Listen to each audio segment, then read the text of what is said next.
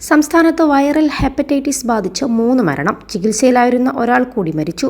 മലപ്പുറം ജില്ലയിലാണ് ഈ 3 മരണവും റിപ്പോർട്ട് ചെയ്തത്. എടക്കര പഞ്ചായത്തിലെ ചെമ്പൻകൊല്ലി സ്വദേശിയായ 32-കാരനാണ് ഒടുവിൽ മരിച്ചത്. ജില്ലയിലെ പോത്തുകല്ലാണ് രോഗബാധയുടെ പ്രഭവ കേന്ദ്രമെന്ന് മലപ്പുറം DMO രേണുക പറഞ്ഞു. പോത്തുകല്ല്, എടക്കര പഞ്ചായത്തുകളിൽ കൂൾബാറുകളുടെയും ഹോട്ടലുകളുടെയും പ്രവർത്തനം 3 ആഴ്ചത്തേക്ക് നിയന്ത്രിച്ചു. രോഗലക്ഷണം ശ്രദ്ധയിൽപ്പെട്ടാൽ ഒറ്റമൂലി ചികിത്സ തേടരുതെന്നും ഡോക്ടർമാരെ സമീപിക്കണമെന്നും ആരോഗ്യവകുപ്പ് നിർദ്ദേശിച്ചു. കുടിവെള്ളത്തിന്റെ കാര്യത്തിൽ ശ്രദ്ധ പുലർത്തണമെന്ന് അറിയിപ്പുണ്ട്. 152 പേരാണ് കഴിഞ്ഞ 2 മാസത്തിനുള്ളിൽ ഹെപ്പറ്റൈറ്റിസ് രോഗം ബാധിച്ചതായി കണ്ടെത്തിയത്. വിവിധ കാരണങ്ങളാൽ കരളിനുണ്ടാകുന്ന വീക്കവും അതേ തുടർന്നുണ്ടാകുന്ന രോഗാവസ്ഥയുമാണ് ഹെപ്പറ്റൈറ്റിസ്. ഈ അവസ്ഥ സ്വയം ഭേദമാവുകയോ മഞ്ഞപ്പിത്തത്തോടു കൂടിയ സിറോസിസ് ഫൈബ്രോസിസ് എന്ന കരളിൻ്റെ മാരകാവസ്ഥയിലേക്ക് രോഗിയെ നയിക്കുകയോ ആവാം. കരളിൻ്റെ കോശങ്ങൾക്ക് ഗുരുതരമായ നാശമുണ്ടായി നാരുപോലെയാകുന്ന സ്ഥിതിക്കാണ് സിറോസിസ്, തുടർന്നുള്ള ഫൈബ്രോസിസ് അവസ്ഥകളെന്നും പറയുന്നുണ്ട്.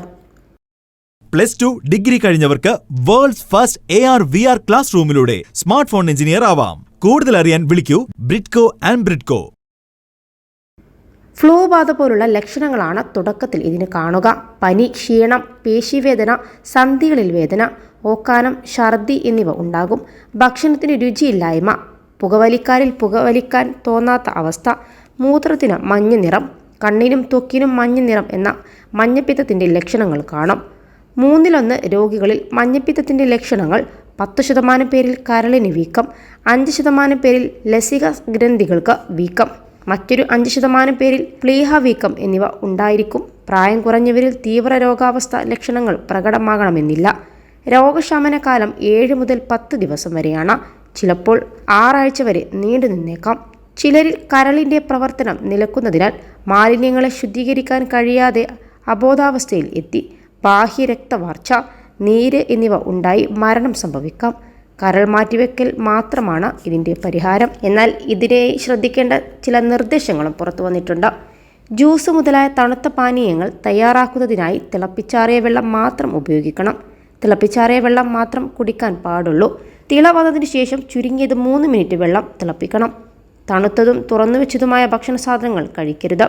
മലമൂത്ര വിസർജനം കക്കൂസുകളിൽ മാത്രമാക്കണമെന്നും പ്രത്യേക നിർദ്ദേശമുണ്ട്. കുട്ടികളുടെ വിസർജ്യങ്ങൾ കക്കൂസുകളിൽ മാത്രം നിക്ഷേപിക്കണം. ഭക്ഷണം കഴിക്കുന്നതിന് മുൻപും ശുചിമുറി ഉപയോഗിച്ചതിനു ശേഷവും കൈകൾ സോപ്പ് ഉപയോഗിച്ച് നന്നായി വൃത്തിയാക്കണമെന്നും ആരോഗ്യവകുപ്പ് നിർദ്ദേശിക്കുന്നുണ്ട്. രോഗലക്ഷണങ്ങൾ കണ്ടാൽ 3 ആഴ്ചയെങ്കിലും മറ്റുള്ളവരുമായി സമ്പർക്കം ഒഴിവാക്കി വിശ്രമിക്കുക. രോഗലക്ഷണങ്ങളെ അവഗണിക്കാതിരിക്കുക. ലക്ഷണങ്ങൾ കണ്ടാൽ തൊട്ടടുത്തുള്ള ആരോഗ്യ കേന്ദ്രത്തിലോ ആരോഗ്യ പ്രവർത്തകരെയോ വിവരം അറിയിക്കണം. അശാസ്ത്രീയ ചികിത്സാ മാർഗങ്ങൾ പൂർണ്ണമായും ഒഴിവാക്കണമെന്നും പ്രത്യേക നിർദ്ദേശമുണ്ട്. 21 ലക്ഷത്തോളം സന്തുഷ്ടരായ ഉപഭോക്താക്കളും 2 ലക്ഷത്തോളം തിമിര ശസ്ത്രക്രിയകളും പൂർത്തിയാക്കിയ മലബാറിലെ ഏക കണ്ണാശുപത്രി Al Salama eye hospital road, Perinthalmanna.